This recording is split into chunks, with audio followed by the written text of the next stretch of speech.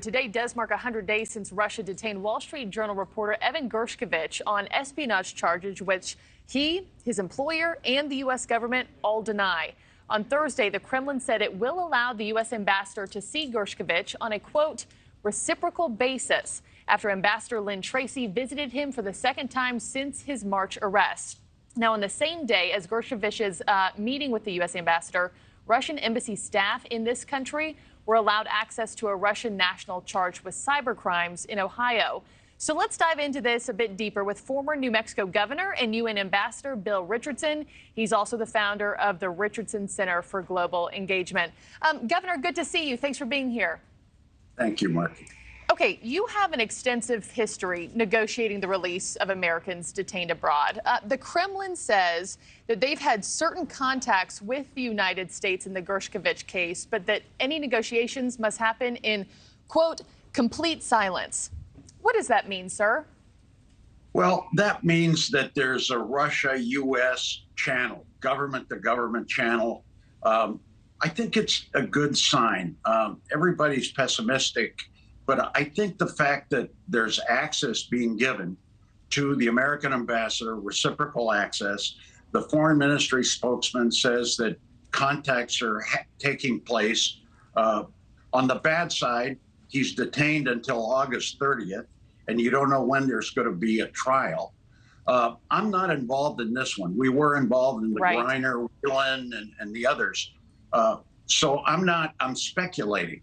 But I do think there's some flexibility that is being sent out by the Russians. Yeah. The fact that the relationship is getting worse every day, U.S., Russia, on many other issues, is doesn't concerning. help. Yeah, it's unnerving. And I think a lot of us, everybody watching, when that date got moved from the end of May to the end of August, was really disappointed by that. When you talk about this reciprocal basis, Governor, is that a normal demand made in these types of situations?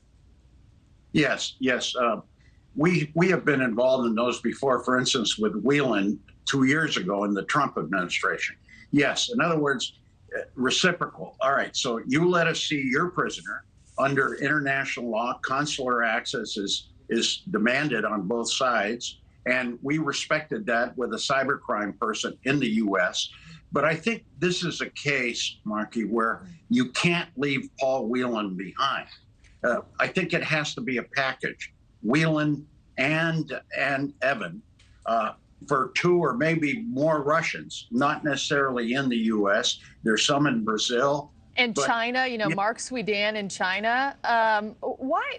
And in your opinion, why do people like Whelan, like Mark Fogel, get so much of the media attention, Evan Gershkovich, and why are some of the others left out in these kinds of conversations? Well, my center is working with several American hostages in Russia that are not as high profile. But obviously, Evan and Brittany Griner and Whelan and Gershkovich, they've been charged with espionage. It's not the case. They're not spies. One's a journalist, the other was a businessman. Whelan's been there almost 5 years. And he's been, I think, his sentence is 16 years.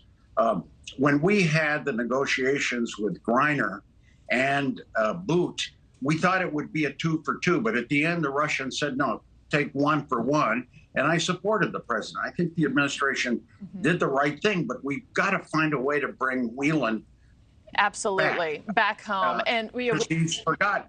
And we talked to his brother this week. The family's still hoping for the same thing. My last question to you, sir, before I let you go.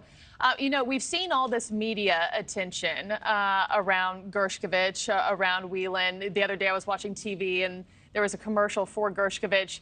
Journalism is not a crime, right? Does all of this media attention and this public pressure do much to help these people get released, or is it doing the opposite, do you think, for some of these countries like China and Russia?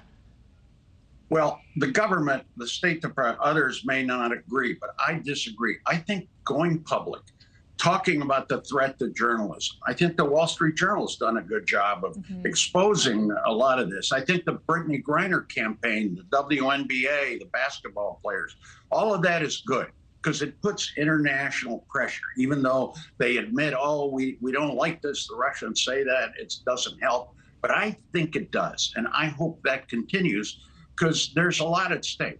And so many lives that need to be brought home. Yeah. Yeah. And it's going to take a prisoner exchange, as unseemly as it means. We've got to bring our Americans home, not just Russia, but in Iran and Venezuela. Yeah. Thank you for watching. Go to newsnationnow.com to find NewsNation on your television provider. And don't forget to click the red subscribe button below to get more of NewsNation's fact-driven, unbiased coverage.